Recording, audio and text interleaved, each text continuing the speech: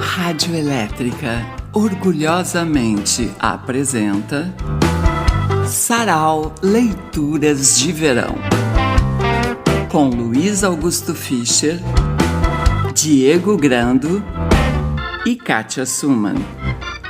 Convidada especial, Bruna Maia. Canja musical, Carlo Pianta. Realização, Rádio Elétrica Corporation. Olá, rádio ouvintes. Olá, Saraulers. Pô, já fazia um certo tempo que eu não falava, né? Já perdi um pouco como é que chama? A malemolência, enfim. Eu acho que é o calor, eu não sei o que é, mas está um inferno e é isso. Bem-vindos todos. Bruna Maia, prazer te receber aqui. Oi, gente, prazer estar aqui, adoro. Já fui no Sarau algumas vezes, quando eu era bem jovem e morava em Porto Alegre. Mas a Bruna me veio com essa, eu falei assim, tu conhece o Sarau? Sim, quando eu era jovem, eu já fui. Eu tinha 17 anos, eu tenho 35 já. Certo. Tem fotos, o Eduardo Bueno estava lá aquele dia. Então, daquelas noites que ele não deixa ninguém falar, né? Só ele que falou. Não lembro muito bem, não. Eu acho que era um moreno, ainda acho que todo mundo falou bastante. Senti uma ironia. Algumas vezes, eu trabalhava no radar da TVE, e eu acho que incomodei ele para me dar entrevistas algumas vezes, uma delas foi sobre Nelson Rodrigues. Grande Nelson. E aí, professor, diga lá. Estamos aí, né, na relatividade, sabe como é que é? Tomei um banho de sol agora de manhã. Toma. Devo dizer que aqui na praia não está muito quente, então lamento informar, mas está bacaninha aqui. Tem uma brisa bacana. Pois então, o Diego está ali a caráter, né? Num clima totalmente olha aqui, verão. Ó, praia, verão, eu estou aqui tomando uma cervejinha com os óculos escuros, com essa brisa, ó, brisa natural. Sim, é a mesma daqui, a Beyoncé usa nos shows. Eu vou tirar agora aqui para poder ficar melhor caracterizado aqui. Não, eu estava falando aqui antes de começar que, né, a gente grava isso aqui na sexta-feira, tá tipo 40 graus em Porto Alegre, entendeu? É um absurdo. Aí eu fui olhar aqui a temperatura nas outras cidades, né? Salvador tá 29. No Rio de Janeiro está 28, em São Paulo está 27. Um pouquinho, mas chega a fazer 16, estava fazendo 16 graus esses dias aqui, e isso para mim eu me sinto muito fraudada quando isso acontece, porque eu sempre quis sair do Rio Grande do Sul, porque eu não suporto frio, e a Rede Globo me vendia essa ideia do resto do Brasil como um lugar tropical. E é isso que acontece em São Paulo, em dezembro faz 14 graus, chega a fazer 17, e eu fico pensando, nossa, se eu estivesse em Porto Alegre, estaria morrendo de calor, que eu prefiro, inclusive. Tu prefere? Bom, eu acho bem ruim. Mas, enfim, a ideia era essa, entendeu? Fazer um clima, assim, de leituras de verão, porque a gente está no verão e é o que temos, né?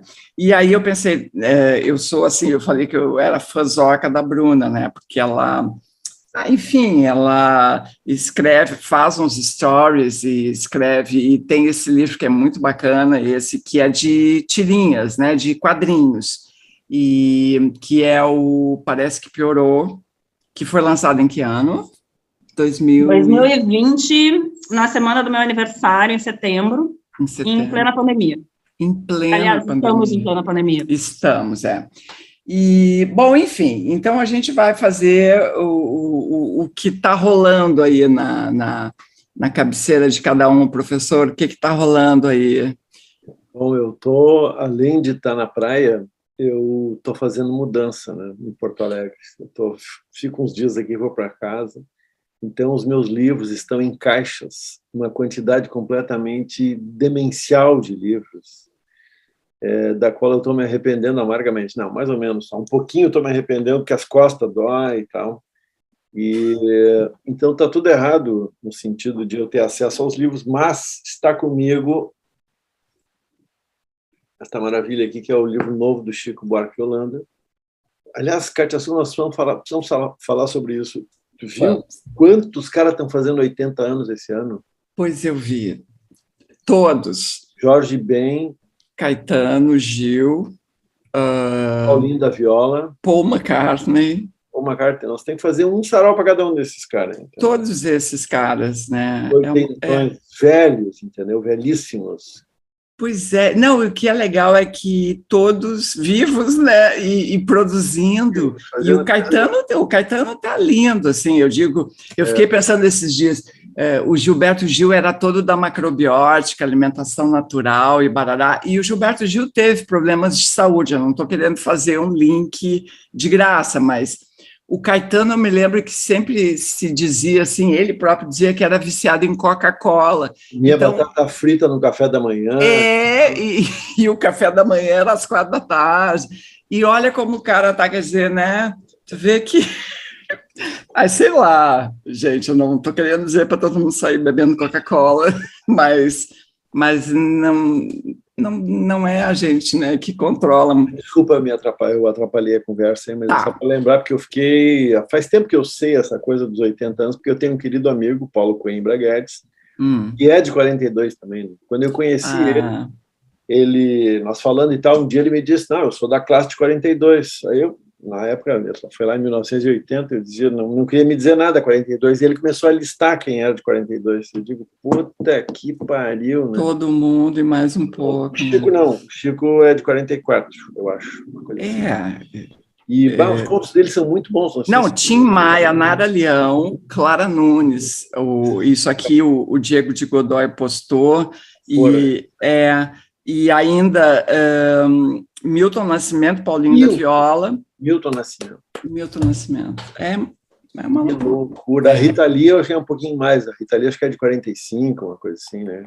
Pois ela é depois, pois não sei agora direito. Bom, enfim, estou lendo o livro de contos do Chico, falta só um para ler, e eu estou guardando, sabe aqueles livros que a gente não gosta de gastar, assim? Uhum. Tem eu vou ler o começo de um dos contos aqui, o segundo conto, que se chama O Passaporte. E a trama é a seguinte, é um cara que está pegando um avião, ele está contando a própria história, e a primeira frase diz assim: o grande artista chegou ao aeroporto Tom Jobim em boa hora, com a mala de mão e nada para despachar. Só perdeu algum tempo na polícia porque havia um problema com o chip do passaporte, foi preciso chamar um supervisor que o liberasse. A história é essa, ele é o grande artista, só tratado assim, né? E aí o grande artista, enfim, pega o rumo e tal, vai lá para embarcar para Paris, não sei o quê, e no caminho ele precisa passar no mictório, tem que fazer um pipizinho amigo antes de embarcar. E aí, eu não vou contar toda a história, tá, mas vou contar esse lado. E aí acontece que ele esquece lá o passaporte, esquece no banheiro. Não se dá conta, evidentemente, aí volta para o fluxo. Aí quando ele chega na porta do avião, ele se dá conta que está sem o passaporte, aí biriri, se lembra que está no banheiro. E no caminho entre o banheiro e a entrada, onde ele está, ele viu um casal, assim, uma gente que ele começou a julgar, sabe, que era uma gente abominável, uma gente bolsonarista, e bororó. Ele faz toda uma fantasia sobre isso. Tá? Não vou contar o desfecho, tá? Eu vou ler só um trechinho aqui, em que ele vai dizer, puta, tudo é muito bonito aqui. Tá, eu vou ler um trechinho. Quando ele volta para o banheiro para achar o passaporte. No canto direito da bancada, a boca da lixeira era um buraco circular com borda de alumínio. Ele observou um monturo de papéis usados, pensa isso, entendeu? Sabe aquele buraco assim, com um monte de papel usado, né? Ele observou o monturo de papéis usados e ele passou pela cabeça que seu passaporte poderia estar no fundo daquele poço. Tinha noção de quanto era detestado em certos meios, ele, grande artista, né? E não era de admirar que algum canalha chegasse ao ponto de jogar seus pertences no lixo. Mas se enganava o cujo se imaginasse que um grande artista, mesmo na ausência de espectadores, se rebaixaria a fuçar uma lixeira por causa de um passaporte. Na verdade, ele já nem se lembrava do que ia fazer em Paris. Por outro lado, o canalha daria gargalhada se soubesse que os papéis do artista haviam sido encaminhados no saco de lixo a um aterro sanitário, a fim de serem triturados, incinerados ou reciclados para a confecção de novos passaportes destinados a cidadãos decentes.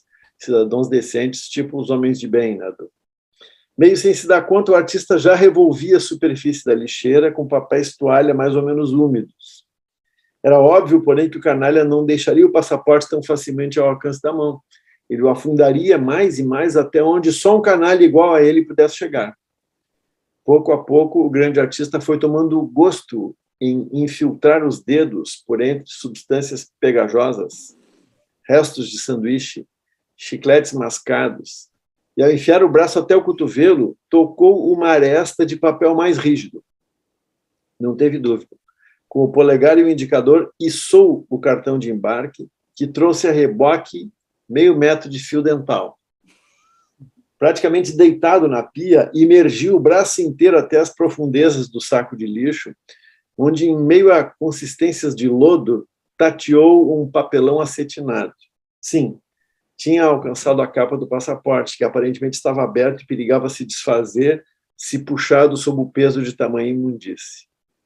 Dragou e jogou fora metade das porcarias para resgatá-lo inteiro e, em ato contínuo, quase o devolveu ao lixo.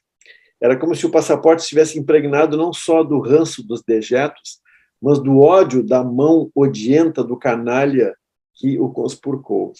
Procurou manuseá-lo como o canalha haveria feito, na tentativa de compreender a essência mesmo da canalice. E no verso da segunda página deparou com a sua foto besuntada de um muco amarelo escuro. Puta que pariu. Vou parar a leitura aqui. O conto é do caralho, é maravilhoso, assim, porque eu não vou contar o fim, né? Mas é porque essa é a armação da história. E aí ele está na cabeça com aqueles caras que ele viu no caminho, que ele só pode ser aqueles caras. Vai embarcar no avião e vai deparar com esses caras e com outras pessoas. Mas eu não digo. Tá bom. Maravilha do Anos de Chumbo e Outros Contos. Sensacional. Então tá. Tá, Bruna, vai lá, tua vez. Bom, o primeiro livro que eu vou ler hoje é um livro muito louco, chama Garota, Mulher, Outros, é de uma escritora inglesa, britânica, né, que chama Bernardine Evaristo, e ele é escrito de uma maneira muito doida. Ele, não sei se vai dar para ver aqui, porque vai estar espelhado, mas ele quase não tem vírgula, não tem ponto. Ela dá muito enter, mas não chega a ser uma prosa poética também, é só uma prosa muito frenética. E ele conta a história de várias mulheres. Assim, é uma história que engancha na outra, e aí você ainda não percebeu muito bem como elas se cruzam, mas elas se cruzam. E são todas, ou quase todas, mulheres negras, e eu vou ler bem o comecinho, que se chama Ama, que é o nome da primeira personagem que aparece. Ama está andando pelo passeio do canal que divide a cidade. Algumas barcaças navegando lentamente nas primeiras horas da manhã. À esquerda está a passarela de inspiração náutica com tábuas estilo Converse e torres tipo mastros. À direita está a curva do rio que se volta para o leste, depois a ponte de Waterloo, em direção ao domo da Catedral de São Paulo. Ela sente o sol começar a se erguer no ar, ainda uma brisa, antes de a cidade ficar entupida de calor e fumaça. Uma violinista toca alguma coisa devidamente inspiradora mais adiante no passeio. A peça de Ama, a última amazona do reino de Daomé, estreia no National Theatre esta noite. Ela pensa na época em que começou no teatro, quando ela e a companheira de militância, Dominique, se tornaram conhecidas por interromper as apresentações que ofendiam sua sensibilidade política.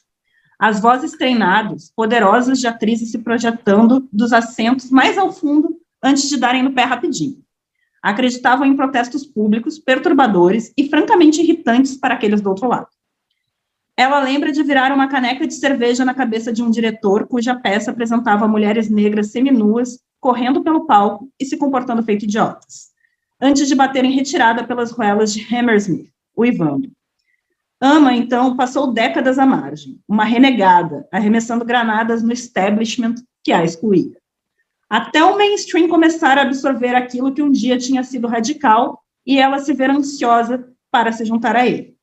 Coisa que só aconteceu quando a primeira diretora artística mulher assumiu o comando do National Theatre 3 anos atrás. Depois de tanto tempo ouvindo um educado não de seus antecessores, ela recebeu uma ligação logo após o café da manhã de uma segunda-feira, quando sua vida era uma extensão vazia, em que não havia nada mais a esperar, além de novelas de TV. Adorei o roteiro. A gente tem que fazer. Você também dirige pra gente?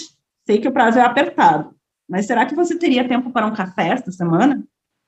Ama toma um gole do seu costumeiro café duplo, o melhor para começar o dia, enquanto se aproxima do complexo de arte cinza e brutalista logo em frente. Pelo menos agora, eles tentam alegrar o concreto estilo bunker com letreiros de neon, e o local tem a reputação de ser progressista em vez de tradicionalista. Anos atrás, ela esperava ser expulsa no momento em que ousasse cruzar aquelas portas, uma época em que as pessoas de fato usavam suas roupas mais elegantes para ir ao teatro, e olhavam de cima a baixo para quem não estivesse com o traje adequado. Ama quer que as pessoas levem sua curiosidade para as peças dela, não dá a mínima para o que veste. Ela também tem seu próprio estilo tô nem aí, que tinha evoluído, é verdade, e deixado de lado o macacão jeans clichê, a boina Che Guevara, o lenço palestino e o onipresente bottom com 2 símbolos do feminino entrelaçados. Mostre quem você realmente é, garota. Enfim, eu recomendo para ler na praia, porque ele é muito fluido e cheio de vai e vem, é muito frenético, é bom demais. Legal. E contemporâneo, né? Eu fiquei pensando o que eu ia trazer, se eu ia trazer um pouco das minhas leituras mais sombrias que eu tenho feito, ou se eu ia resgatar o que eu lia quando eu passava o verão em Nova Tramandaí, que era Luiz Fernando Veríssimo e Agatha Christie, mas eu preferi ir para os contemporâneos. Tá legal, tá ótimo. Então tá, Diego, vai lá. Tá, eu vou começar lendo 2 poemas de um livro que eu li agora nos últimos dias. É um livro que saiu no final do ano passado, de um cara... Ele não é daqui de Porto Alegre, ele é catarinense, mas vive aqui em Porto Alegre faz um tempo, chamado Pedro Cassel. Ele é músico também, um cara demais, super talentoso. Eu preciso de ajuda de vocês para saber como é que vocês pronunciam esse nome aqui, ó, que é o título do livro.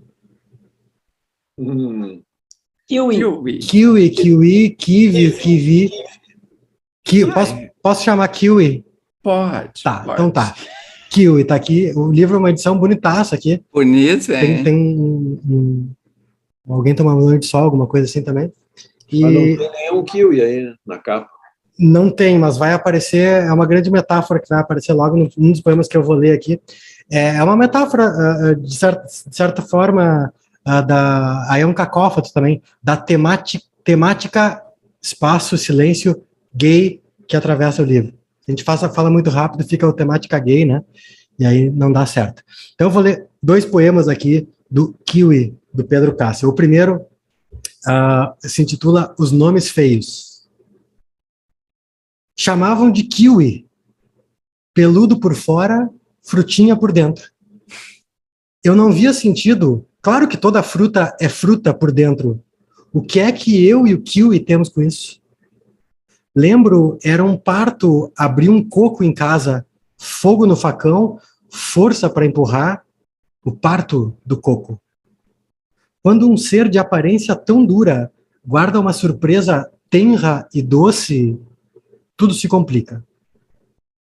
Ou chamavam de bicha, e me parecia um xingamento descabido, o feminino de bicho.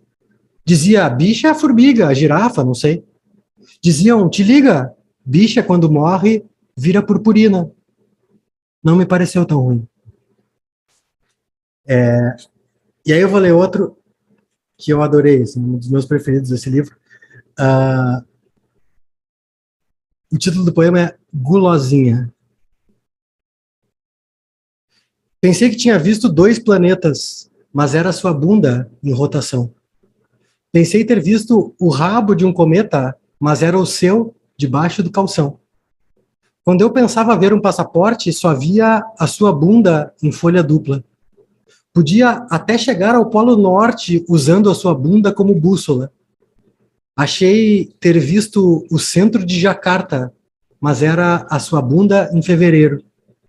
Parece até uma mesa posta e farta, sua bunda nutriria o mundo inteiro. Deitei eternamente em berço esplêndido, sua bunda estava embaixo da coberta. Pensei roçar o rosto em algum pêssego, mas era sua bunda sem cueca. Podia até chegar ao Polo Sul usando a sua bunda como mapa. Parece uma promessa, um ponto azul, 2 olhos contemplando uma cascata. Podia ser um samba de mangueira, sua bunda no verão abrindo alas. É sempre tão gentil, e hospitaleira. Sua bunda empinadinha na minha sala podia funcionar de abrigo atômico. Sua bunda cuida de quem cuida dela. Não tem tristeza ou raio supersônico que apague a luz da bunda mais singela. Esse aqui é o Pedro Castro. Esse livro aqui saiu pela Garupa Edições, que é lá do Rio de Janeiro. Saiu no finalzinho do ano passado e a edição é primorosa, assim, os poemas são muito, muito divertidos. Tudo é muito, muito bem feito. Cara, é de onde? Ele é de Santa Catarina, mas mora em Porto Alegre. Ah, ele mora em Porto Alegre. É, ele mora em Porto Alegre. Ele compôs algumas coisas para e com, eu acho, a Juliana Perdigão também, não sei se com a Letrux, alguma coisa assim. É um cara super bom, assim, super legal. Super enturmado. É, super bem. Não, é um cara super talentoso. Não, mesmo. Legal mesmo. Tá, eu não sei porquê, mas eu me deu vontade de ler um texto do Cristiano Baldi, né? Eu comecei eu pensei, o livro eu já li algumas vezes aqui, que é o Correr com Rinocerontes, né? Eu pensei em ler alguma coisa sobre Porto Alegre, mas eu vou acabar lendo sobre Gramado, assim, 2 trechinhos, para fazer porque é divertido e faz uma oposição a esse calorão que a gente está vivendo. Então, assim, o primeiro parágrafo, eu vou dar um pulo, né? Então, eu vou ler um primeiro parágrafo e depois eu dou uma corrida. Em Gramado, você não come uma laminuta por menos de seu peso em ouro. Você olha para um lado, você olha para o outro, e o que você vê é uma gigantesca casa de bonecas, mas não tão grande a ponto de esconder que, quando acaba a casa de bonecas, o Brasil continua, e também lá as feras espumam. Alguém deve ter imaginado, um arquiteto ou um burocrata da prefeitura, que a Alemanha soaria exatamente daquele modo. Casinhas brancas, simétricas, floreiras em cada uma das janelas, luzes natalinas em número suficiente para iluminar a Libéria e, o mais constrangedor, hortênsias. Desafio você a encontrar uma hortênsia em território alemão. Plante umas flores, varra as ruas, gaste umas latas de tinta nas fachadas e pronto, já pode cobrar $14 por um cappuccino. Tá. Aí eu dou um outro salto, ele segue falando de Gramado. Eis algumas informações, eu já estou vendo uma delegação da Serra em protesto. Eis algumas informações turísticas que você precisa ter. Em Gramado, qualquer coisa acima de 3 dias é tempo demais. Para qualquer um, não importa se chover, se nevar, se fizer sol ou se você estiver em coma. À medida que o tempo passa, que as manhãs, as tardes e as noites se repetem indistintas como contas de ônix em um colar infinito, cada vez mais você quer pressionar um revólver contra o céu da boca e dispará-lo. Cada vez mais você quer exibir o seu cadáver sob o pórtico do Palácio dos Festivais, na esperança de que isso adicione, enfim, uma engrenagem nova àquela geringonça que vem rangindo o mesmo rangido há pelo menos 3 décadas. De fato, com o passar dos anos, se você não encontrou uma coleguinha com quem flertar durante a viagem, se você teve mais sorte que nós e nada trágico lhe aconteceu, como em geral não acontece, você se lembrará de Gramado apenas como uma fotografia para a qual olhou por tempo demais. A única alternativa, se você fez reservas de 7 dias, é buscar alguma distração para além das amenidades do hotel e da cidade. Você precisa sair. Tudo o que você quer é sair. Você já tomou a mesma xícara de chocolate quente 840 vezes. Você comeu fondue suficiente para todas as suas reencarnações e além. Você já viu as carcaças flutuantes de todas as criaturas do Ártico. Você está tão desesperado por algo real que, se não tomar uma atitude, começa a acreditar que a cidade está lhe transformando em acrílico. Esse, então, é o Cristiano Baldi correndo com rinocerontes. E o Cristiano ele não é de lá, não, ele é de Caxias, né, uma coisa assim.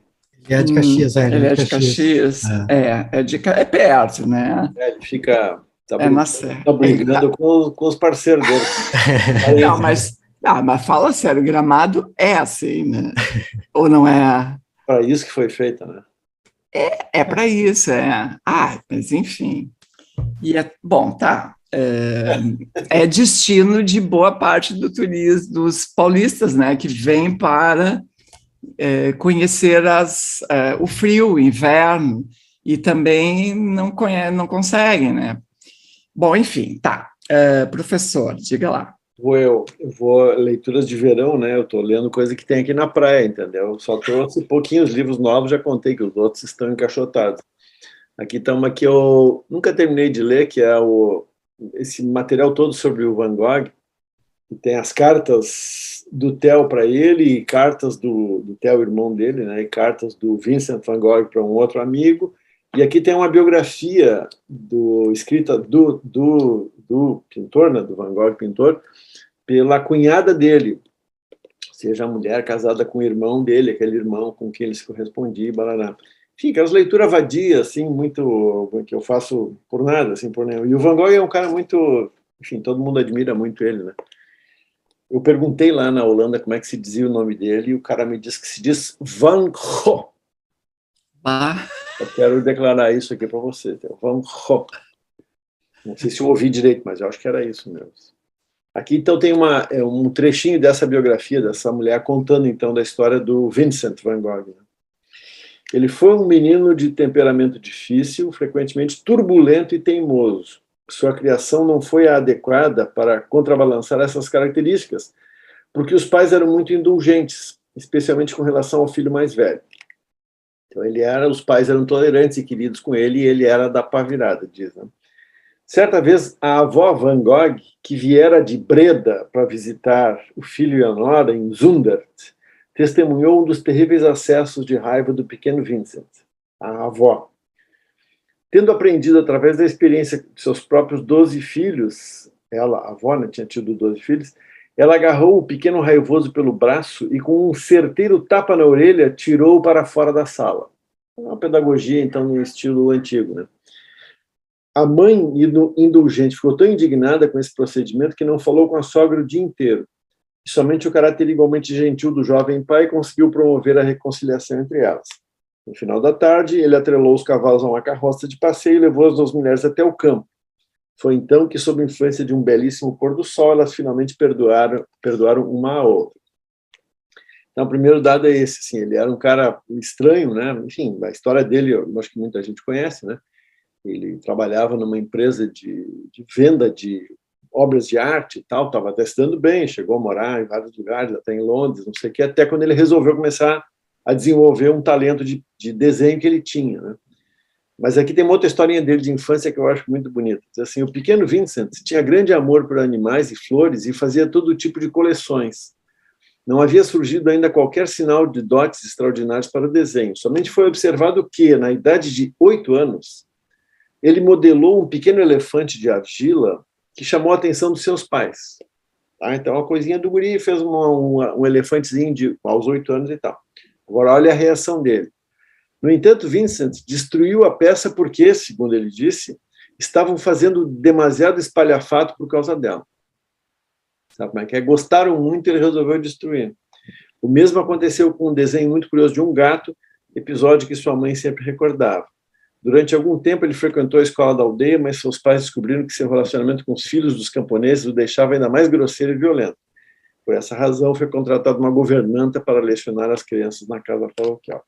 É isso aí, 2 pequenas histórias, então, do maluco genial Vincent Van Gogh. Gente, eu fui no museu do Van Gogh em Amsterdã um dia depois da pior experiência da minha vida, que eu fui a Amsterdã e eu fiz o que todo mundo que vai a Amsterdã faz, que é comer aquele maldito bolinho de maconha, e foi a pior coisa que já me aconteceu. eu achei que eu tinha ido com Deus e que eu nunca mais ia voltar. Eu já estava dizendo assim, ó, cara, manda mensagem pro meu psiquiatra aí, diz para mandar me internar, porque eu enlouqueci aqui e não vou voltar daqui, não. E aí, no dia seguinte, eu fui no museu, e o museu, ele não tem apenas as obras do Van Gogh, ele tem algumas instalações contemporâneas, um diálogo com artistas que eles convidam, e eu tive certeza que aquela experiência pela qual eu passei, ela é meio comum por lá, assim, porque eu entrei numa sala, era uma sala cheia de espelhos quebrados, uns espelhos cheios, que era uma coisa, assim, que você se via em 1000 dimensões, e eu senti que alguém já tinha passado pelo mesmo que eu passei, e, de certa forma, eu me senti um pouco acolhida e um pouco desesperada com aquilo. Mas eu queria perguntar uma coisa para o Fischer. Eu fui lá também, eu visitei o museu. Me aconteceu uma cena muito engraçada lá, que eu acho que eu já tinha contado uma vez. Nós estávamos lá, vivendo um ano na Europa e tal, e o meu filho tinha 8 anos e a minha filha tinha 5. E a gente ia muito museu e tal, e eles, como crianças, a gente ensinou eles a passar o tempo desenhando. Então, eles levavam o caderninho e tal, aí eles ficavam sentadinhos num canto desenhando, a Júlia e eu corríamos as alas e tal, meio que prestando atenção, ficando um pouco com eles e tal. Aí aconteceu que lá no Museu Van Gogh, a gente deixou os dois num lugar super bem acomodado e tal, e aí fomos, daqui a pouco eu olhei assim, tinha um monte de gente em volta dos dois. Eu digo, ai, ai, ai. Aí cheguei lá perto, e aí perguntei para eles, tudo bem? Aí os dois, tudo bem. Aí umas moças assim, em volta deles disseram, vocês são do Brasil? Eu disse, sim. Olha só, eu tinha acabado de comentar, e as gurias eram todas brasileiras que estavam lá com o Ciências Sem Fronteira. E uma das gurias disse assim, eu tinha acabado de dizer aqui para minha amiga, que lindas as crianças europeias, viu? Elas ficam desenhando enquanto... Tá, porque tu ia perguntar, Bruna, eu te cortei. São esse quadro atrás de tia do Adão e Turros Garay. Sim, senhora. Manja o Adão, então, eu gosto muito dos quadros dele.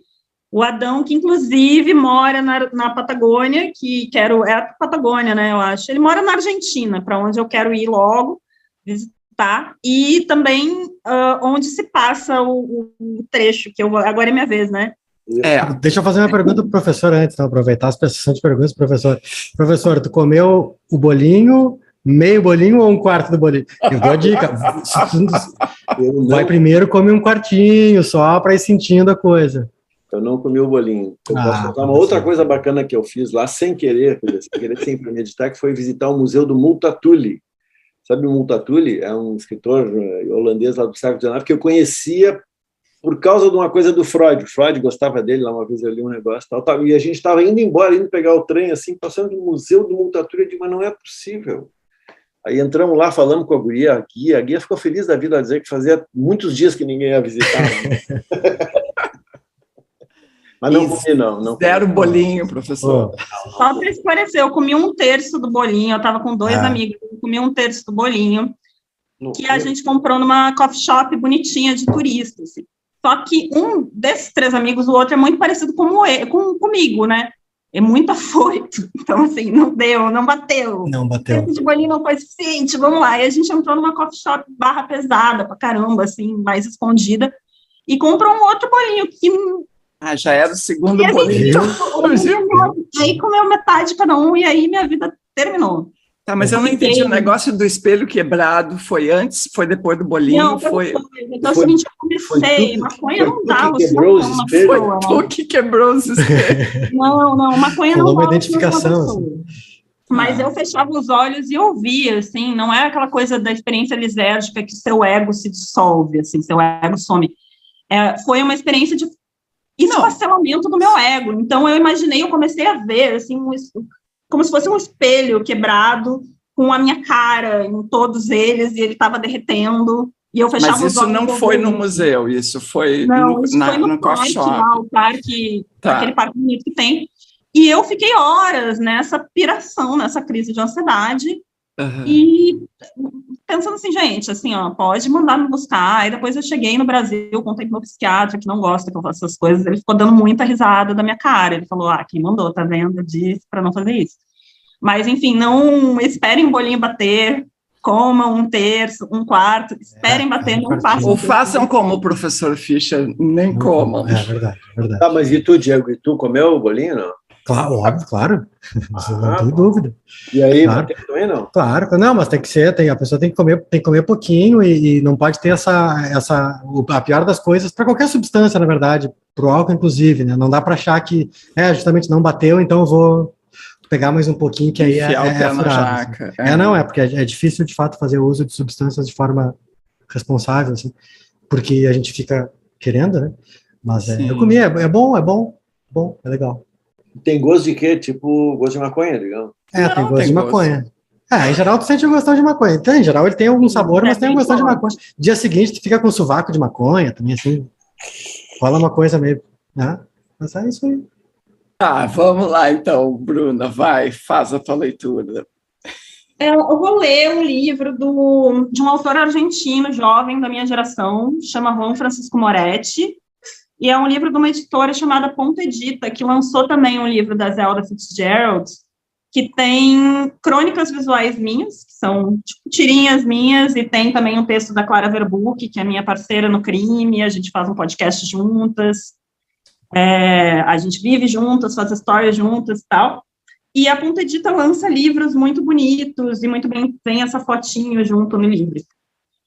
E ele é um livro de um homem millennial, e eu acho que essas prosas intimistas contemporâneas de pessoas millennials, eu sempre vejo as mulheres muito perturbadas, muito raivosas, muito inconformadas, muito doidas, e nos homens eu sinto um outro tipo de emoção, eu sinto uma passividade, um tédio, eles todos escrevendo sobre como é ser bundão. E talvez seja o meu viés de análise, assim, né? O que chega até mim me parece um pouco isso, mas eu sempre vejo os caras meio lidando com esse tédio e com essa falta de coragem dos homens da idade deles. E esse livro é muito sobre um cara que é meio bundão. E vocês vão me matar, mas eu estava com um trecho separado aqui, eu acabei de perder. Tem como cortar o tempinho que eu vou ficar no ar procurando? Claro que tem, mas Não, isso acontece... já. Bom, isso é quando ele tinha uma não namorada, como muitas pessoas da minha geração praticam, um não namoro. E aí não estava mais bom. E aí ele vai narrar o dia que eles terminaram. Nunca é um bom momento para falar do que é importante. Sempre é particularmente incômodo, porque eu ando com problemas no trabalho, porque ela brigou com a mãe, porque é época de provas, porque seu aniversário está chegando e não dá, porque temos planos para as férias e assim tratamos de nos encher de obrigações reais ou fictícias para que nunca brilhe sobre o asfalto a luz do dia perfeito para dizer, vamos acabar com isso. Vamos sacrificar isso pela sua saúde, seja lá o que isso for. Porque se misturaram as imperfeições de um relacionamento sem rótulos com os pequenos pactos de sobrevivência que fomos acumulando. E os acordos implícitos estão turvos. E criticamos tanto os relacionamentos explicitamente convencionais que agora seria uma derrota propormos ter um assim. Além do mais, não tenho vontade que a gente experimente outro tipo de relacionamento. E você também não, porque estamos entediados. Já faz meses que ficamos entediados, mas suportamos a forma de nossos hábitos mútuos, apostando na possibilidade de voltarmos a ter mais momentos maravilhosos. Possibilidade que vai diminuindo conforme se acumulam os incômodos e se tensiona a membrana do óbvio. E à medida que os dias bons e as noites boas que passamos juntos se rarefazem. Perdemos a esperança e esse tédio ganha formas grotescas. Então vejo seu olhar diamante converter-se num gesto de paciência. A ternura transformar-se em tolerância. E essa sombra de abnegação na sua comissura me desestabiliza, me enche de vergonha e bronca infantil. E claro, Clara, essas não parecem as condições propícias para eu te pedir em namoro, né? Porque o que eu quero é amputá-la de mim. Faz uns dias ou 1000 anos, no desvio, um cara me contava sobre seus pés de maconha. Ele ama aquelas plantinhas com devoção. E sorria apaixonado me falando dos cuidados que dedicava a elas. E quando me falava de podar as folhas secas para a planta crescer mais, Clara, como pensei em você? Sinto muito, deve ter sido as flores que fumei, que aliás eram uma bomba mental, mas naquele momento ficou perfeitamente claro que o nosso relacionamento era folha seca, para nós dois. Dali uns dias eu estava regando as plantas do quintal, E me lembrei do cara, e todas as plantas do quintal tinham folhas secas ou carcomidas, e eu podei todas elas, enchi um saco inteiro. Agora o canteiro está lindo, claro. Sento para tomar um mate de manhã e penso em plantar uma bela palma de Santa Rita. Um não me esqueças, uma madre silva e um jasmim estrela. Cuidar bem deles para que soltem perfume. Colocar ali um sombrite, ou melhor ainda, uma treliça para uma parreira. Estou divagando muito nos meus pensamentos, mas não falo nenhuma dessas coisas que se passam atrás dos meus olhos. Na cozinha, dizemos um ao outro as mentiras que preferíamos sentir. Ficamos dóceis por carinho e por medo. E aí você volta a deixar a bolsa que tinha acabado de pegar no sofá. No sofá fecham-se as cortinas. Deixamos escapar algumas verdades e elas queimam até o grito e o silêncio, e aí você quer ir embora. No ponto, você perde 2 ônibus e chora, e eu passo a mão nos seus cabelos e beijo sua testa, a bochecha e a boca, e nos beijamos até falar, mas você prefere não voltar para minha casa. E nós nos abraçamos até a ternura, até murchar, até que pela última vez na minha vida eu memorizo a placa do táxi que você está indo embora. JLP 770, só por precaução. Por sua paranoia, para caso eu precise lembrar. E você viu eu me despedir, ir embora, e sem querer, vi que sem querer, você viu eu rir, sem querer. Eu gosto tanto de você, Clara, tanto. Mais do que das minhas pequenas felicidades. Mais do que fumar e cochilar ao sol da praça. Mais do que levar outra mulher para minha casa. Mais do que a aprovação tácita do meu pai, mais do que o queijo crocante da pizza de provolone da cantina do italiano. Gosto mais do que saber o que é o certo, e gosto mais do que já tê-lo feito. Mas mais do que de você, eu gosto deste alívio imenso de você ir embora e não voltar mais. É lindo soltar você, perder você e ficar sozinho, ser menos seu e mais meu. E sinto muito, eu adoro você, mas ri sem querer, voltei para casa rindo sem querer, desviando de pardais e porteiros e repetindo. JLP 770, JLP 770, por precaução, para caso eu precise lembrar. E um spoiler, ele liga para ela no meio da madrugada, tentando voltar, e ela diz que não, porque ela já está com outro. Então, tá. Como é que é o nome do cara, o argentino? Chama Juan Francisco Moretti, o livro se chama Desvio, e o personagem, assim, ele é bem bundão e tal, e eu acho que é um livro sobre essa vida meio letárgica que ele vive, meio underachiever, assim, é muito bom o livro, eu gosto muito, e, inclusive, resolvi ler ele hoje porque eu o li na praia, devorei ele em 1 ou 2 dias de praia. Então é isso. Tá, Diego, vamos lá. Vou ler uma lembrança de verão, de verões aqui, do Gessinger, que está aqui nas entrelinhas do Horizonte, que é um livro super bom de ler em qualquer situação, mas ler na praia deve ser bom também, se eu já não tivesse lido, faria isso. É uma daquelas lembranças de infância do litoral gaúcho. O título é Os Hippies do Lado de Casa. Ele diz assim: tenho amigos que gostariam de viver num futuro em que viagens interplanetárias fossem coisa corriqueira. Conheço pessoas que gostariam de ter passado a adolescência na época dos Beatles. Eu, se pudesse me reposicionar na linha do tempo, seria mais modesto. Só queria ter sido criança depois da chegada do protetor solar. Eu passava 60 dias do verão em uma praia do litoral gaúcho. O primeiro jogando bola, os outros 59 tratando das queimaduras do sol. Pimentão, pantera cor-de-rosa, camarão, a lista de possíveis apelidos é longa. Não se constrangem em aumentá-la, mas não precisa me falar, ok? Na impossibilidade de dormir pendurado pela língua em um cabide, o jeito era se lambuzar com uma pomada amarela que manchava tudo que eu tocava. Ah, pobre Midas! Outra medicação de cor rosa era gelada demais para a pele febril e criava uma casquinha irritante. O Caladril, essa era o Caladril. Caladril, né? O amarelo eu não sei qual é que era. Eu também não sei. Gaúcho viveu sem Caladril. Jamais. Eu acho que a primeira não era uma coisa chamada picrato, não sei do que, não. Pessoal, eu tenho certeza que o pessoal do chat vai resolver isso. É que eu sou neguinha, né? Quer dizer, né? Pronto, isso já vai dar problema. Vou cortar essa parte, porque politicamente... Mas é que eu sou morena, né? Tem melanina, né? Então eu não... Mas eu não... Mas claro que eu também tomava um torrão e passava o Caladril, todo mundo. Mas a amarela não sabemos. O pessoal do chat vai resolver pra gente. Vai. Voltando aqui, então. Tá, num verão de triste lembrança, inventaram que a solução seria passar vinagre.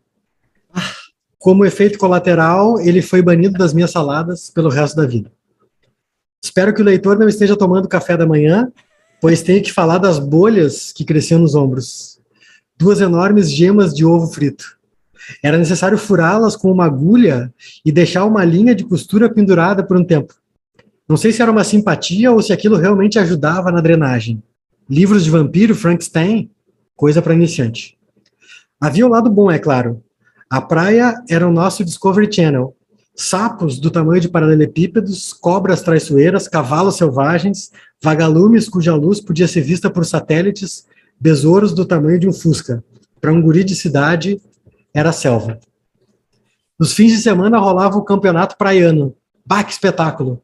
Era uma mistura de futebol e luta livre. O beach soccer que passa na TV hoje parece jogo de amarelinha, comparado aos praianos. Meu verão favorito? Aquele em que o bando de hippies alugou a casa ao lado. Montaram amplificadores e bateria no jardim e inundaram o silêncio atlântico de rock and roll. Muito tímido, eu ficava o dia inteiro inventando desculpas para passar em frente à casa deles. Ia e voltava sem coragem de parar, fascinado pelo som. Se andasse em linha reta, teria chegado em Porto Alegre. Os cabeludos pareciam ser muito distraídos na cozinha, rolava um cheiro constante de coisa queimada. Anos 70. Foi o mesmo verão em que Picasso, goleiro do Grêmio, alugou uma casa na vizinhança. Morram de inveja. Esqueci de falar do mar, né? Foi proposital. Até hoje, não sei nadar, mas isso é papo para outro verão.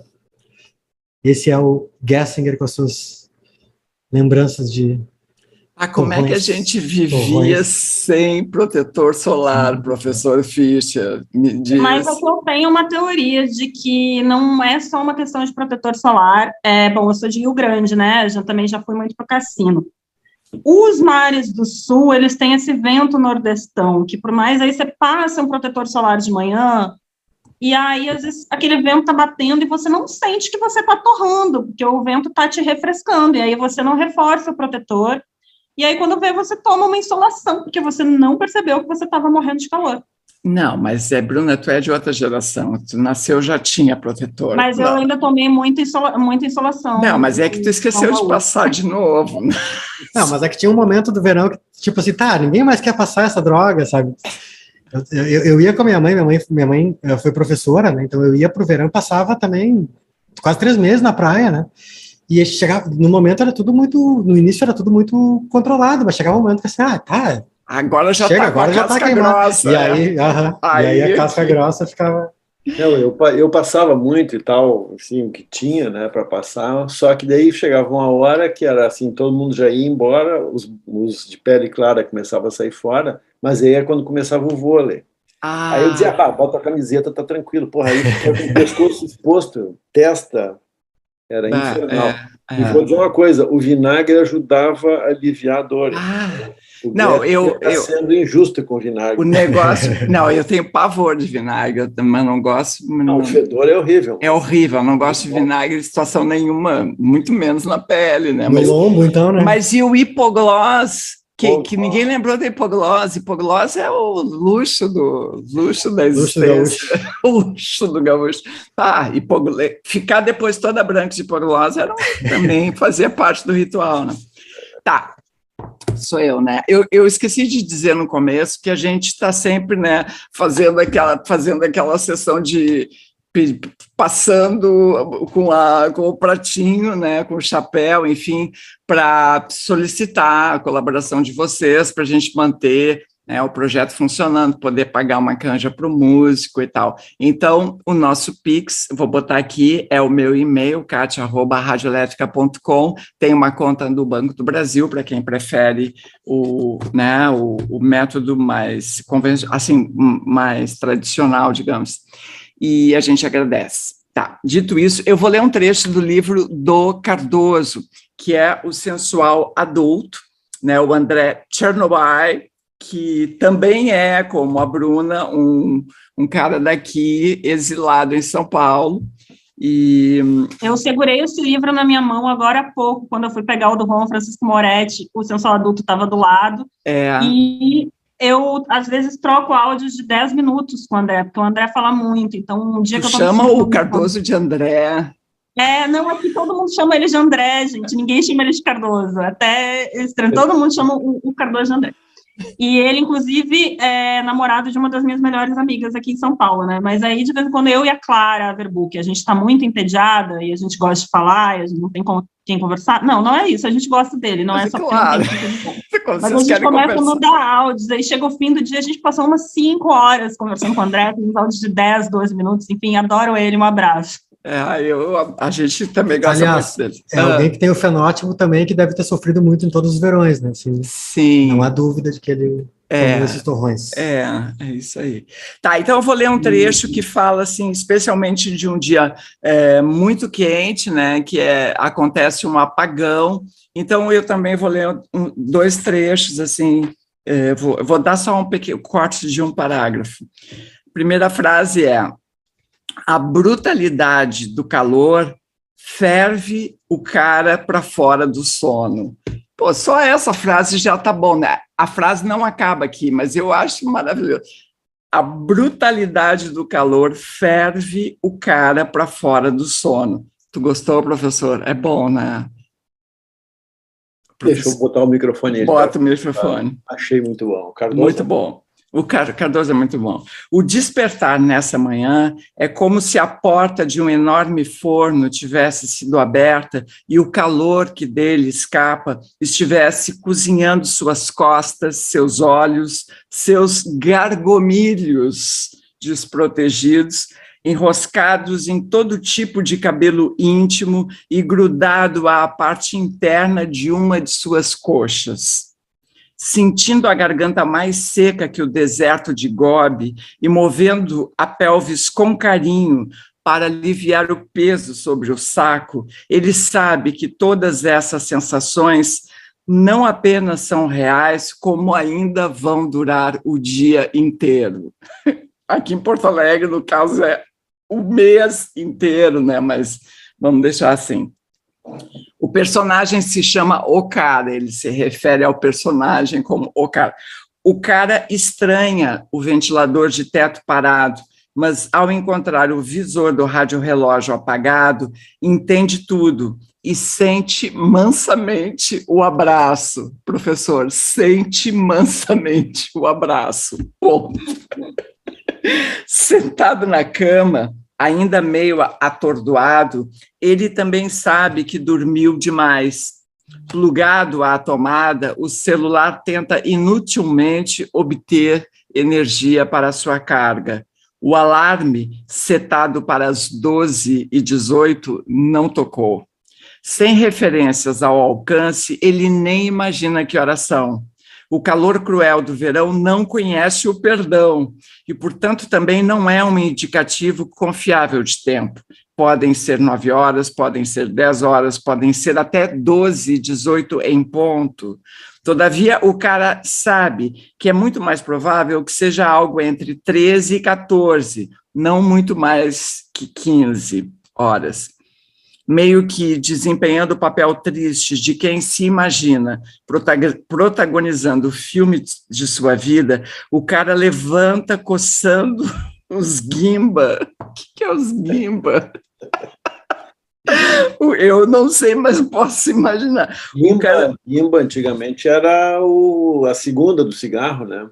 Era, isso. Mas aí não, ele é o que eu... Aqui é outra coisa. Bom, o cara levanta coçando os guimba e mexe no interruptor algumas vezes, resmungando qualquer coisa, como se houvesse na plateia uma gata quente pronta para rir do seu charminho. Ao entrar no banheiro, o movimento de ligar a luz é mais hábito que cálculo. No instante seguinte, todavia, o cara se torna consciente da ação e imediatamente a dramatiza, dando uma risadinha de 1/3 de boca e olhando para a câmera, entre aspas, por cima do ombro. E é isso, eu vou parar por aqui, mas enfim, é só uma ceninha de um dia infernal, o amanhecer de um apagão numa, não vou dizer na melhor cidade da América do Sul, porque nem sabemos onde é. Não, é São Paulo, mas tudo bem. Professor, vai lá. Também leituras de verão, né? Leituras de verão. Um dos livros muito lindos que eu já li na vida, mais de uma vez, é este aqui. O cara se chama Robert Capa, é conhecido como Robert Capa, e o livro chama Ligeiramente Fora de Foco. Isso é uma daquelas maravilhas que a Kozak Naif publicou e nos deixou agora órfãos, né? Porque, o Capa era um grande fotógrafo, né? Famoso por fotos de guerra e tal. Foi correspondente de guerra. Ele cobriu 5 guerras, qualquer coisa assim. Ele começou na Guerra Civil Espanhola. Tem fotos dele famosíssimas já da Guerra Civil, de um cara que está tomando um tiro, assim, um cara meio caindo. E, vou mostrar a foto aqui. Aliás, essa foto é uma que tem gente que diz que não pode ser verdade de tão boa que ela é. Essa aqui, ó. Enfim, na Segunda Guerra ele teve lá na campanha na Itália, né? Então ele contou, ele estava no desembarque do dia D, tem a história do desembarque do dia D é genial, assim, porque ele tinha, imagina a foto naquele tempo, né? Então ele tinha umas 2 ou 3 maquininhas pequenas no bolso e eles desembarcaram tiro e tiro e tiro, então ele levantava o braço para cima d'água assim e tirava a foto do jeito que dava, sabe?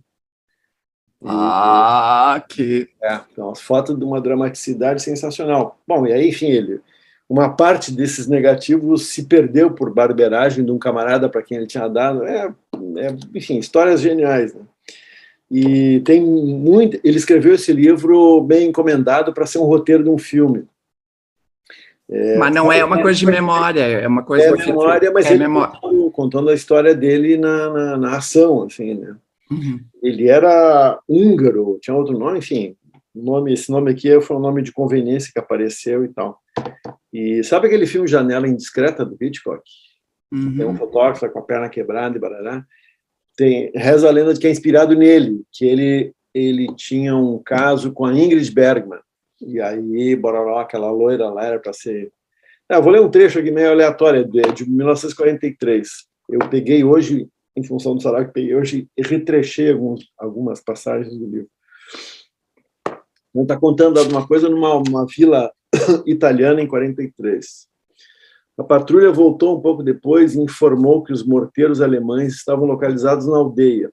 As armas tinham sido habilmente escondidas em várias fazendas e disparavam os morteiros através de grandes buracos abertos nos telhados. Fizemos planos para dar uma pequena demonstração da artilharia combinada das forças aliadas assim que amanhecesse. Primeiro, a companhia química dispararia bombas de fumaça de seus 4 morteiros. Então, o cruzador britânico destilaria a contribuição do Império por meio de seus 8 canhões. Como último ato, o meia esteira, um tanque lá, sairia de novo e atiraria em qualquer alemão que tentasse fugir da aldeia. Quanto a mim, eu ia escapulir durante a noite e encontrar um lugar bem protegido com uma boa vista da aldeia e dispararia em tudo que se movimentasse com a minha câmera. Então, estava tudo combinado para ele, né? Passei metade da noite pendurado na encosta da montanha. Senti saudades profundas do Forte Schuster e achei que merecia um aumento. Bom, os primeiros raios de sol iluminaram meu cenário. A aldeia estava a apenas 750 metros de mim contra o pano de fundo do Vesúvio, que baforava uma bela e espessa coluna de fumaça. Tive inveja do Vesúvio. Naquele tempo que o cigarro não fazia mal ainda, né? Ficou com vontade dele estar fumando. Eu não podia nem acender um cigarro com medo que revelasse assim meu esconderijo. O vale estava mais calmo do que um cemitério numa tarde de quarta-feira. Dava para observar claramente as centenas de casas de fazendas situadas entre os vinhedos e eu tinha a sensação de que podia ser observado com igual clareza de lá. Cada janela me olhava diretamente nos olhos e eu tentei me encolher ainda mais na minha moita. Estava com frio nas costas e eu odiava aquela vista tão bela. Tudo que eu queria ver eram as paredes sujas do Forte Schuster, onde ele estava antes, né? E ver pelo lado de dentro. Agora, olha que frase boa, Catiasson, para terminar aqui, Bruna e Diego. Ali, deitado como uma panqueca no chão frio entre 2 linhas de guerra, eu só tinha 2 alternativas. Ficar apavorado de bruços ou apavorado de costas. Boa. É bem legal. Se vocês encontrarem aí esse livro, Fora de Foco, ligeiramente fora de foco. Legal. Agora se encontrar vai estar R$280, né? Se vocês te encontrarem e for um preço razoável, façam, como dizia o Arthur de Faria, roubem. Façam qualquer coisa para o livro, é maravilhoso. As fotos do livro são qualquer coisa. Tipo aqui, por exemplo, vou mostrar um. Já que esse sarau aqui é a cores, né? Vocês dá para ver aí? Dá, sim. Muito bom. É um negócio, assim, sabe, de vida humana, assim, absolutamente. Essa aqui, então, olha esse hospital aqui.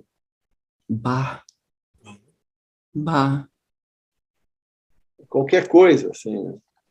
E o cara tem aquele estilo meio Hemingway, assim, meio, sabe, não disfarça nada, mas também não faz questão de poupar ninguém de nada, né?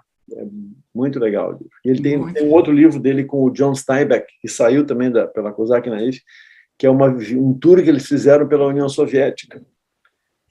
Acho que logo antes da Segunda Guerra, ou logo depois, não me lembro mais. Também é genial o livro.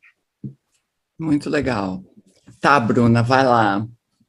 Bom, então, eu vou ler agora um trecho do meu livro, que não saiu ainda, que é um romance, que eu acabei de escrever. Eu tinha acabado de escrever ano passado, e a personagem, o livro se passa em 2 cidades ao mesmo tempo. Uma delas é São Paulo, e a outra é Carmelo, no Uruguai, que é um lugar que tem umas vinícolas lá. E aí eu já tinha escrito livro, vendo ali as fotos, me baseando nas minhas outras experiências no Uruguai, mas eu não tinha ido para aquele lugar específico. E aí, recentemente, eu estive lá, inclusive, quando o Fischer falou ali do cara que perdeu o passaporte, eu queria avisar que não é para ir para o Uruguai com CNH, é para ir com RG, que a pessoa que estava dirigindo o carro com a gente levou a CNH, e a gente teve que esqueceu o RG em Porto Alegre, e a gente teve que ficar um dia no Chuí esperando esse RG chegar, então fica essa dica de viagem para você. E, enfim, essa personagem passa esse tempo no Uruguai, que é o tempo que ela está bem no livro, né? Porque aqui em São Paulo ela está cometendo muitos crimes. Ela está sendo extremamente inconsequente, vingativa e sem noção. E no Uruguai ela está vivendo a vida, fazendo coisas bacanas e tal. E esse trecho que eu escrevi foi o último que eu escrevi, acabei de escrever, está quentinho, eu inseri ele no livro agora, e eu escolhi ele porque ele fala de um dia de muito calor, então lembrou dias de praia, porque, gente, faz muito calor no Uruguai. Eu cheguei do Uruguai, que estava um calorão, de quase desmaiar, e fui para Búzios, e estava frio, estava ventando. E lá no Uruguai eu quase passei mal. Bom, vou começar. Vendo algumas fotos, ficou claro para mim que saem faíscas dos meus olhos quando eu quero demais. É um olhar específico em que a luz bate na diagonal e que grita. Estou prestes a sair girando e derrubando tudo aquilo que não se curvar à minha vontade. Quase sempre engulo um impulso caótico e a ventania se limita a causar um tornado de querer contido dentro do meu estômago. É uma cara de maluca que promete muito, mas quase nunca cumpre seu intento. Ou pode ser apenas uma cara de bêbado. Tinha bebido demais aquela noite, aquele dia inteiro. Era sábado e fazia muito calor. Acachapante talvez seja o único adjetivo possível.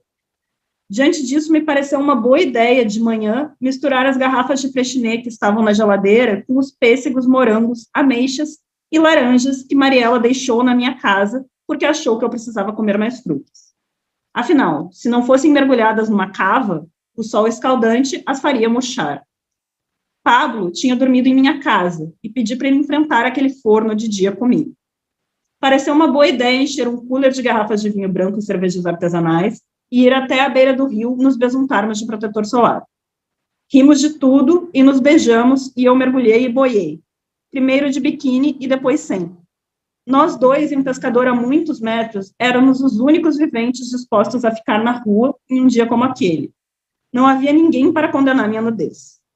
Ele parecia cada vez mais bonito, e agarrei sua nuca com força, pressionei meus lábios nos dele e cravei meus dentes no seu trapézio. Eu queria engoli-lo. Ei! Ele disse, me empurrando com jeitinho, deixando claro que não estava na mesma frequência de voracidade que eu. Dificilmente ele conseguiria chegar nela, entendê-la. E isso era um fato a que teria que me acostumar, mas que até hoje, às vezes, é difícil de aceitar. Tem horas que quero que Pablo me agarre, me empurre contra a árvore do quintal, minhas costas sangrando por causa das lascas de madeira. Quero que ele aperte meu queixo, morda meu lábio, até deixar uma cicatriz lá dentro. Que agarre meus cabelos e me coma com raiva, enquanto eu mordo seu peito, até deixar uma marca que vai ficar vermelha e roxa e preta, e depois esverdeada e amarela, até sumir, para dar lugar a outra.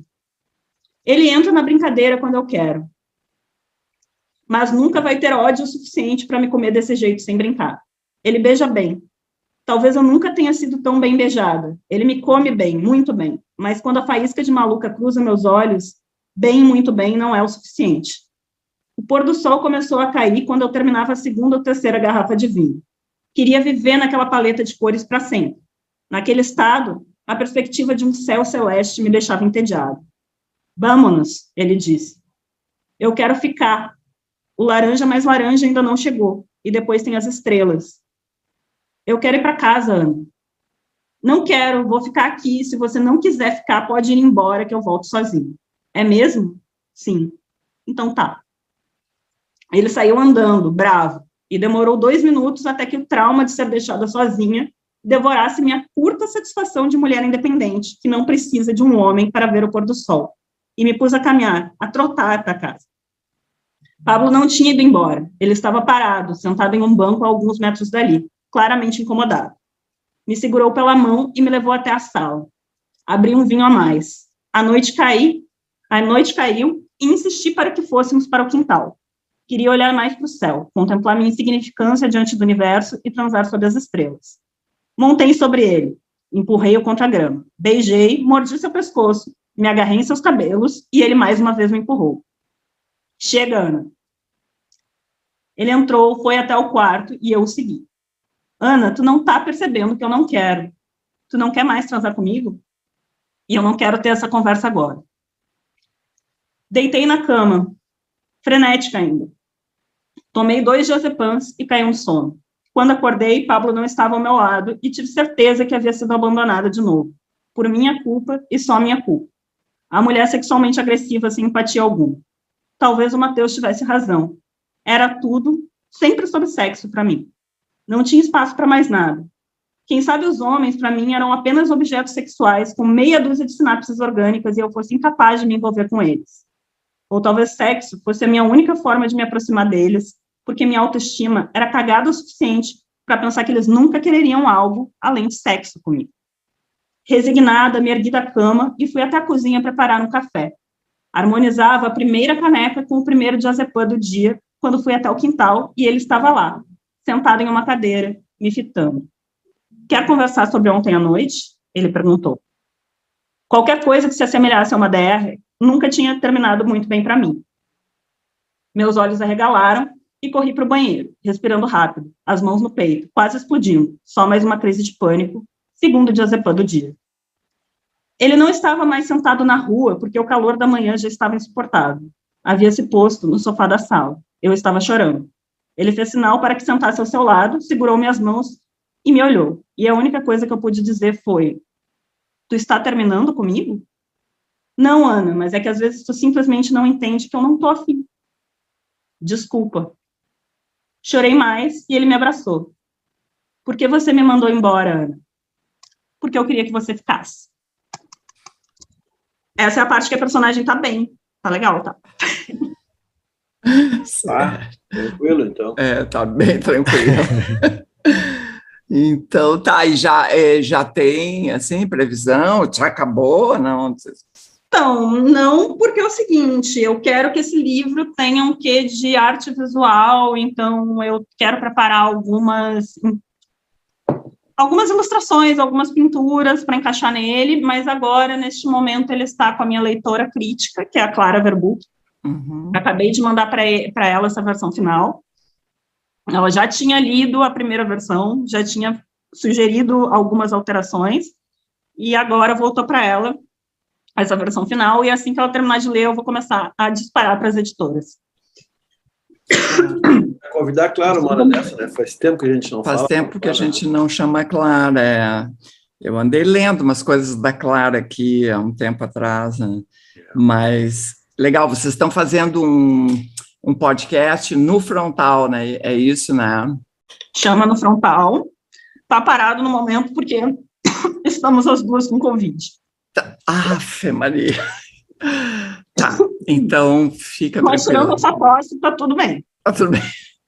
Então tá. Gente, está todo mundo com Covid, é uma loucura, né? Mas Não, pelo tá menos... todo mundo, mas assim, É. Foi só um dia ruim, o resto foi muito leve, e agora só resta a tosse. Tá. Que legal. Que bom, que bom. Diego, vamos lá. Tá, eu vou ler um poema do Gonçalo Tavares sobre verão, meio irritado sobre verão. É um poema curto e grosso. Vou ler de óculos escuros aqui para ficar mais caracterizado aqui. Esse poema do Gonçalo Tavares, cujo título é justamente... Errei a página aqui, pensei que tivesse errado. O verão. Quanto ao verão, esse período nefasto e quente não apresenta qualquer talento para a chuva, diga-se. Como o mudo, que se concentra excessivamente para proferir um assobio magrinho e acaba por tropeçar de maneira desastrada, caindo de uma altura desagradável e falecendo. O verão, de fato, seria insuportável não fosse o futuro e a cerveja. É isso, é o Gonçalo Tavares que está aqui no que é acho que é o primeiro livro dele, que reúne, sei lá, 8 livros de poemas, uma coisa assim, dessas loucuras do Gonçalo Tavares. Ô, Kátia, tá no silêncio aí. Tá, então, muito legal. Bueno, eu vou ler um trecho, assim, quando eu pensei no tema, eu logo me lembrei do Rui Castro, né, porque eu falei em mar, né, em praia e tadadá, esse livro Metrópole à beira-mar, em que ele fala um pouco, então, né, porque essa coisa de ir para a beira do mar e desfrutar e tomar banho de mar é uma coisa bem recente, é uma coisa que, é lá dos anos 30, mas, assim, ele conta que teve uma influência bem importante de um casal, o rei da Bélgica, isso foi em 1920, ele veio com a esposa para o Rio de Janeiro, aí fizeram, né, frequentaram bailes, banquetes e barará, milhões, uma agenda e tal, homenagens e barará, mas eles eram... Foi aí que inventaram o doce aquele, o Rei Alberto. Ah, é? Para ele, porque tem as cores da bandeira da Bélgica, né? Ah, olha, não sabia disso. Então, eles, o Rui Castro diz que eles foram os primeiros turistas modernos a explorar o Rio de Janeiro. E então, eles, todas as manhãs, como se fosse um compromisso oficial, porque a agenda era bem cheia, o casal ia a Copacabana, acompanhado por um oficial da Marinha, para tomar banho de mar. Nem na Europa. Aí ele fala que na Riviera Francesa também os caras, nessas alturas do campeonato, anos 20, eles iam para lá como lugar de inverno, e quando começava a esquentar, eles voltavam para Paris, né? Então, todas as manhãs eles iam, o casal real, para tomar banho de mar em Copacabana, não por razões terapêuticas, mas pelo prazer de caminhar na areia molhada e nadar, porque até então o mar era para uso terapêutico, né? Caíam na água e não se incomodavam de ser abordados por rapazes e moças do bairro que lhe perguntavam se podiam nadar ao seu lado, pedido nunca negado. Então, a maior herança deixada por Alberto e Elizabeth talvez tenha sido as idas matinais à Copacabana. Eles podem ter dado o impulso final para a conscientização pelo Rio de que a praia não servia apenas para fins medicinais ou piqueniques na areia, mas para se cair na água, chapinhar, boiar e até se atirar às ondas. O mar foi uma lenta conquista. Aí a prefeitura começou a fornecer boias, contratar salva-vida, instalar cordas, correntes e argolas, tudo para os banhos serem mais seguros. Então, só em 22, com a reurbanização da Avenida Atlântica, formada agora por 2 pistas asfaltadas, separadas por um romântico canteiro central iluminado, os passeios à beira-mar, a pé ou de carro, se tornaram comuns e as pessoas em massa desceram a areia. Mas não de uma vez, né? Porque ainda tinha toda a complicação dos trajes de banho, que eram assim, as mulheres era praticamente uma burca, né? E, enfim, mas tu vê, em 22 ainda, aí começa a haver uma movimentação maior, né? Então, e aí, assim, eu acho que o mar se consagra na cultura nacional, na Bossa Nova, professor. Uma teoria que inventei agora. Não, tu sabe que não sei se tu te lembra, o Paulo Francis, das memórias dele, o Paulo Francis era nascido em 30, né? Uhum. Ele dizia que, quando ele era guri, começou a ter o negócio de ir para banho de mar por causa de soldados americanos. Sim, que tinham, sei lá, ido para o Havaí, para onde, para lá e tal, não sei o quê, né? E aí o Paulo Francis dizia que se lembrava que esses americanos é que tinham inventado o negócio de banho de mar. Mas isso é depois, né, desse 40, anos 40. Segunda Guerra, né? Segunda Guerra. Eu vi esses dias o Peninha falando nisso também, dos americanos que teriam. Agora, tu sabe o negócio. Eu prefiro essa teoria, essa tese aqui, eu acho mais charmosa, né? Muito mais charmosa.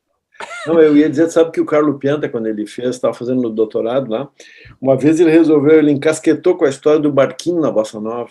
Porque a gente diz, barquinho, né? Ele foi fazer um levantamento e é o seguinte, quase não tem barquinho na Bossa Nova.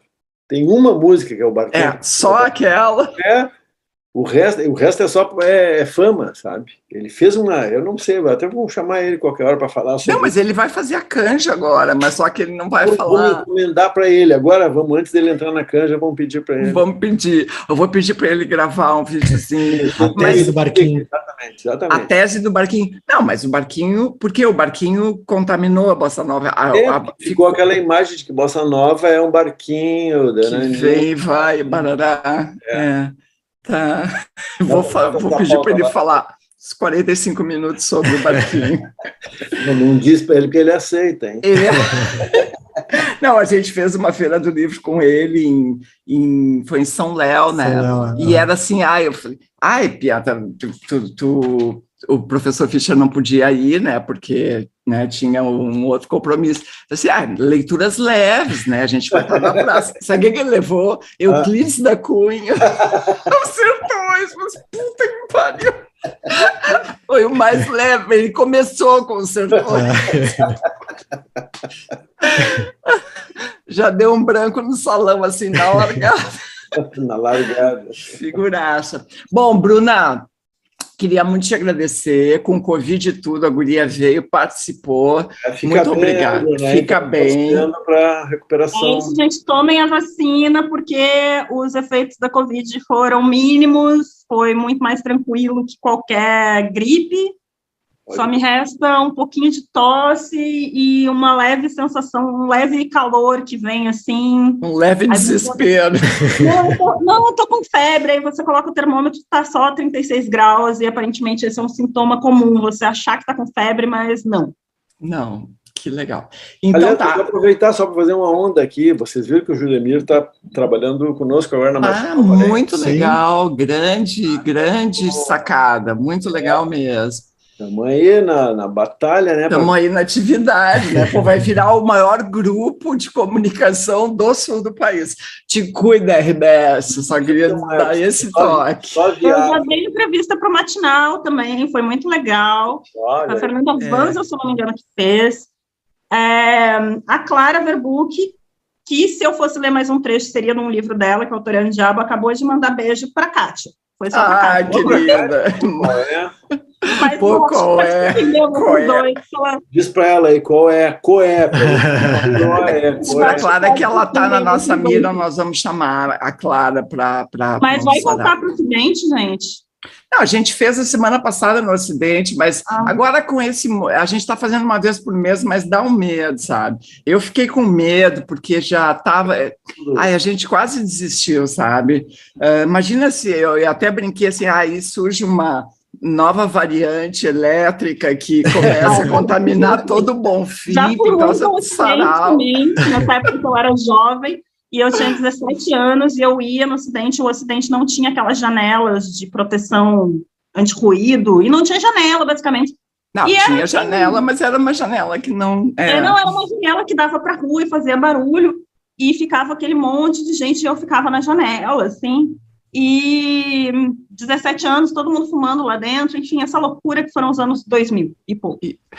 Loucura dos anos 2000, professor, agora tu aguenta essa. Bruno, eu vou te contar uma aqui, ó. Eu fumava enquanto lia e a Kátia Suman grávida do meu lado. Aconteceu isso, que nós começamos em 99, ainda se fumava nessa época nos interiores. Tá, professor, tu vê, ainda bem que a guria não nasceu com problema pulmonar. Não tem problema, né? Não, mas teve tudo isso. Então, Bruna, querida, muito obrigada. Tu mudou o teu arroba, né? Agora é Bruna Maia, _, estar morta. Estar morta, quero que me conheçam pelo meu nome agora. E quando em Grenada, de repente, assim que eu lançar esse livro, eu vou a Porto Alegre e aí a gente participa de um sarau presencial. Claro, vamos armar essa. O Ômicron já vai ter ido para o espaço. E o outro homem também já vai ter ido para o espaço. Mas eu não terminei de falar, o Julemir está na aparência, mas nós precisamos de gente que assine. Claro. Quem tiver uma empresa e quiser anunciar conosco, nós precisamos de grana. O Julemir está sendo super, assim, bacaníssimo conosco.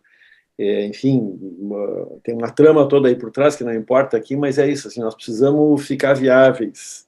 Claro. Ainda estamos, assim, entendeu? Na batalha. Então, queridos ouvintes, chateiros, como é que tu diz mesmo? Saraulers. Entrem lá, parentes. Chateiros ficou ruim, professor, porque aí tu vai ter que explicar. Chateiros. Chatistas. Pessoal do chat, tá? Chat, pronto. Chat. Então tá. Bruna, super valeu, muito obrigada. Tchau. Então tá, muito obrigada. A gente vai ficar agora com o Carlo Pianta. Eu vou pedir para ele falar uma coisinha sobre o Barquinho. E o Pianta é guitarrista, baixista, compositor, cantor, foi da formação original do The Fala, da Graforréia. A Graforréia tem todo ano acaba e no ano seguinte recomeça. Mas eles estão compondo coisas novas, que eu amo Graforréia. Não, eles não estão, é uma brincadeira, mas eles estão sempre fazendo, eles acabaram, mas eles sempre fazem, todas as bandas gaúchas acabaram e continuam fazendo show. Eu conheço umas 10. Tem a música do Graforréia que eu adoro, que é Querida, Nunca Diga Que Eu Tenho Mau Gosto. Isso é muito boa, nunca digo, é muito legal. Então, o Pianta é a nossa canja de hoje e vou pedir mais uma vez, então, o professor já pediu ali a colaboração, vou pedir de novo, né? É chato, mas a gente tem que pedir, porque, enfim, está aí o Pix, está aí a conta do Banco do Brasil e está aí todo o nosso amor, toda a nossa... Aí, eu fiz tudo para você. Para você gostar de mim. Por favor, faz um Pix aí. Oh, meu bem, não faz assim comigo, não. Faz um Pix. Senhoras e senhores, Carlo Pianta, valeu. Super valeu. Bruna, muito bom. Valeu. Tchau. Valeu, gente. obrigada. Tchau. Até.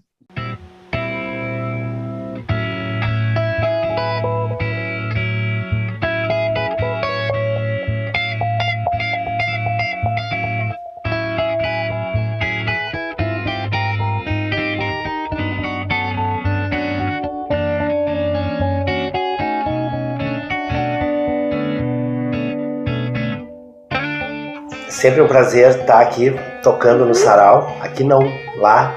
Eu toquei aqui, mas daí vai passar lá. E essa aqui é a Cecília, minha filha. E eu gravei 3 músicas para vocês. O tema do sarau sendo verão e coisas tropicais. Aí foi levantada a lebre da questão do tema do mar na bossa nova. E A Kátia ouviu falar pelo Fischer de que eu teria dito que não tem o mar na bossa nova, fora o barquinho. Não é bem assim, né? Na verdade, nos 3 primeiros discos do João Gilberto, só o barquinho é uma música que fala de um tema marítimo, nenhuma outra.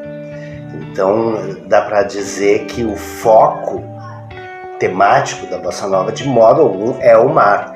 Mas também não dá para dizer que o mar não tem nada a ver com isso, claro, porque a bossa nova ela surge no Rio de Janeiro e todo o clima litorâneo, o uso da praia é fortíssimo. As fotos da revista Manchete e tudo mais vão ser importantes para consolidar a imagem da bossa nova como algo carioca e litorâneo. Então, enfim, né? Temos o mar na bossa nova. Nos 3 primeiros do João Gilberto, só o barquinho, que é a primeira que eu toquei. E também vamos ouvir Fotografia, que é uma música só do Tom Jobim. O barquinho é do Menescal e do Boscoli, né? Que o Menescal era o único que gostava de praia daquela turma. Fazia pesca submarina e o escambau, que nem os Beach Boys. Os Beach Boys só o baterista surfava, o resto não queria saber de praia. E então o barquinho é do Menescal e do Boscoli. Depois eu tocar Fotografia, que é do Tom Jobim, com letra do Tom Jobim. E finalmente uma que renega o aspecto feliz da praia, uma grande canção do Tom Jobim com o Aloysio de Oliveira, que se chama Inútil Paisagem. Espero que vocês gostem. Um grande beijo para vocês.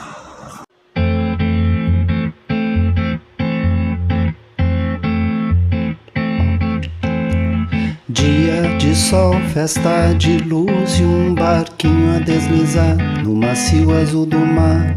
Tudo é verão e o amor se faz num barquinho pelo mar que desliza sem parar, sem intenção. Nossa canção vai saindo desse mar e o sol beija o barco e luz, dias tão azuis.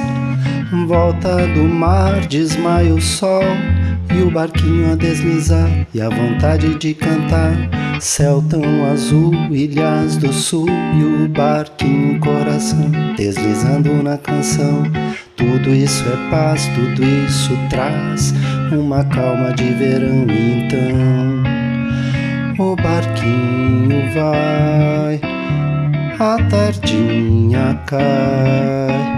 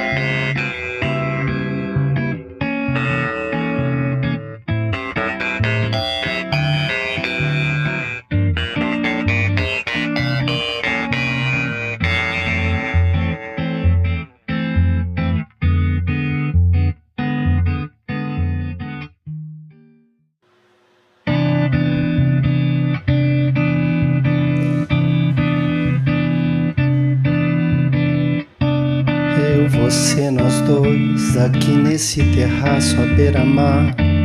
O sol já vai caindo e o seu olhar parece acompanhar a cor do mar. Você tem que ir embora, a tarde cai, em cores se desfaz, escureceu. O sol caiu no mar e a primeira luz lá embaixo se acendeu. Eu, você, nós dois, sozinhos neste bar à meia luz. E uma grande lua saiu do mar. Parece que esse bar já vai fechar. E há sempre uma canção para contar, aquela velha história de um desejo que todas as canções têm pra contar. E veio aquele beijo.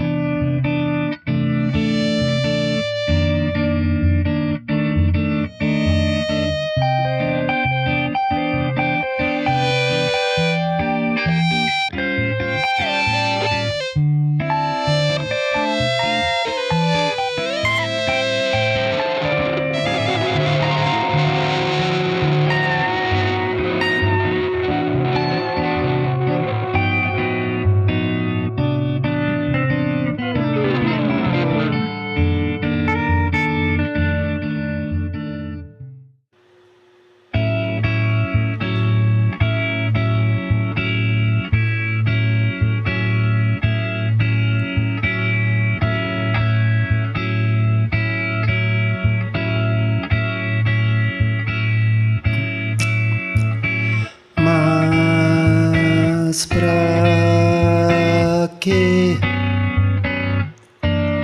Pra que tanto céu? Pra que tanto mar? Pra quê? De que serve esta onda que quebra e o vento da tarde? De que serve a tarde, inútil paisagem? Pode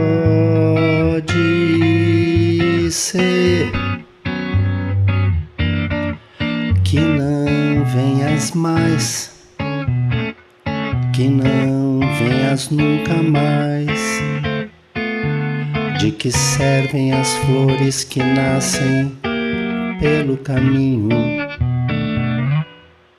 se o meu caminho sozinho é nada?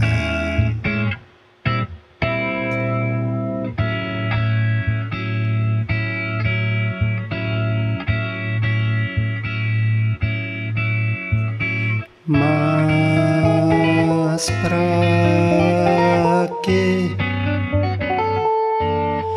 Pra que tanto céu? Pra que tanto mar? Pra quê? De que serve essa onda que quebra e o vento da tarde? De que serve a tarde, inútil paisagem? Pode ser que não venhas mais, que não venhas nunca mais. De que servem as flores que nascem pelo caminho, se o meu caminho sozinho é nada?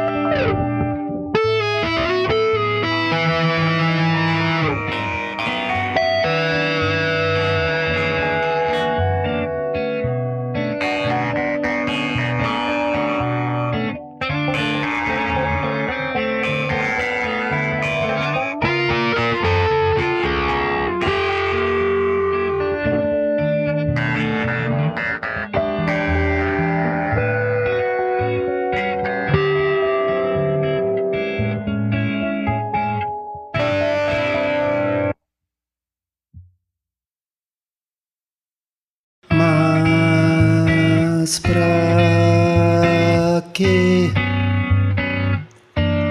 Pra que tanto céu? Pra que tanto mar? Pra quê? De que serve esta onda que quebra e o vento da tarde? De que serve a tarde, inútil paisagem? Pode ser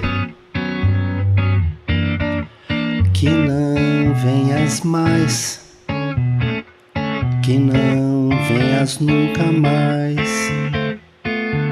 De que servem as flores que nascem pelo caminho,